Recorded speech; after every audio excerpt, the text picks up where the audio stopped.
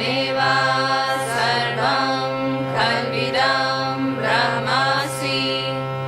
त्वं साक्षादात्मासि नित्यं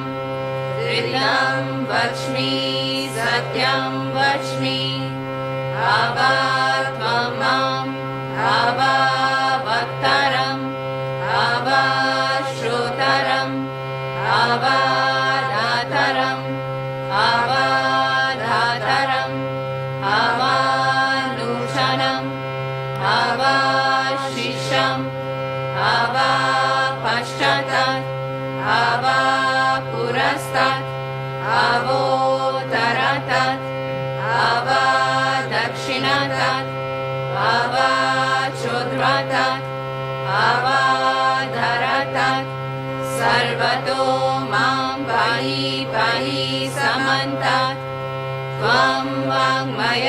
स्वं चिन्मय त्वम् आनन्दमय स्वं ब्रह्ममय त्वं सच्चिदानन्दद्वितीयोऽसि त्वं प्रत्यक्षं ब्रह्मासि त्वं ज्ञानमयो विज्ञानमयोऽसि सर्वं जगदिदं त्वतो जायते सर्वं जगदिदं त्वतस्तिष्ठति सर्वं जगदिदं त्वयि लयमेष्यति सर्वं जगदिदं त्वयि प्रत्येति त्वं भूमिरपो अनलो अनिलो नभः त्वं चत्वारि वाक्पदानि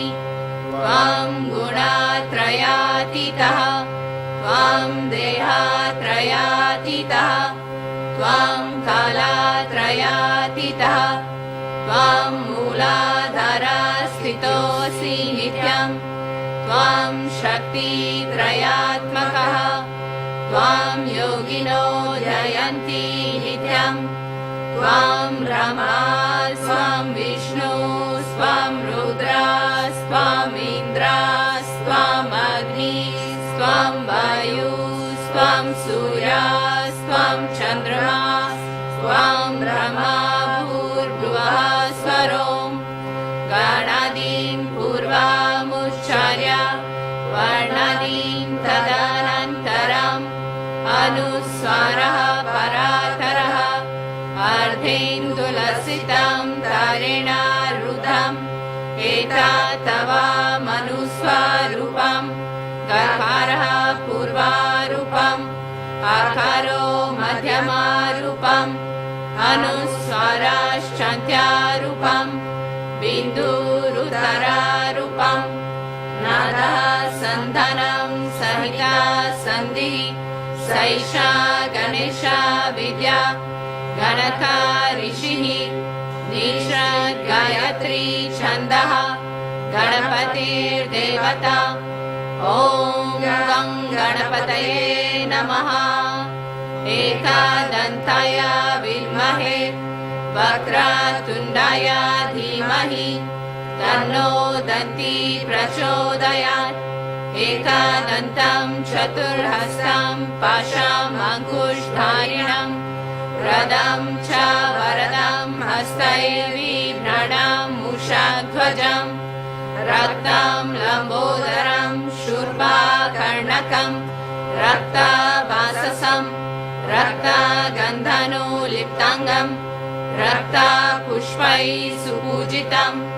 भक्तानुकम्पिनं देवं जगत्कारणम् अच्युतम् आविर्भूतं च सृष्टयादो प्रकृते पुरुषात् परम्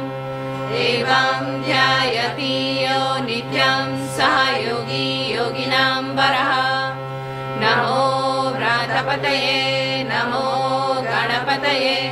नमः प्रमथपतये